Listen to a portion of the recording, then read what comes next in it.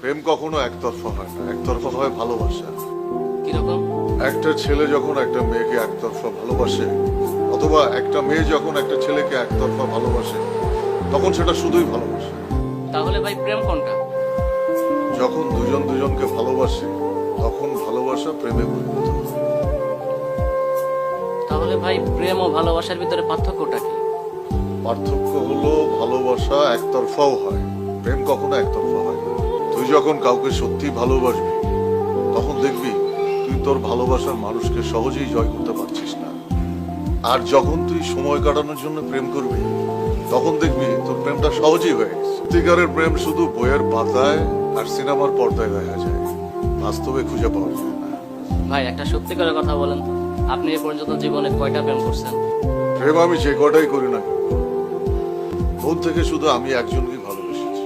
বিনিময় কি পেয়েছি জানিস? কি পেয়েছেন? পেয়েছি প্রতারণা আর অবজ্ঞা। আমার বিশ্বাসকে বারবার ভাঙতে পেরেছি। কি বলছেন ভাই? এখনো বিশ্বাস করতে কষ্ট হয়, যাকে আমি এত ভালোবেসেছি সে আমার সাথে এত বড় প্রতারণা করেছে। ভাই আপনার জীবনে সত্যিকারের প্রেমের গল্পটা শুনতে আমার খুব ইচ্ছা করছে। এই গল্পের মধ্যে যতটা না ভালোবাসা, তার চেয়ে অনেক অনেক বেশি প্রতারণা আর অবিশ্বাস। এই গল্প শুনতে তোর ভালো লাগে? ভাই তবুও শুনতে চাই।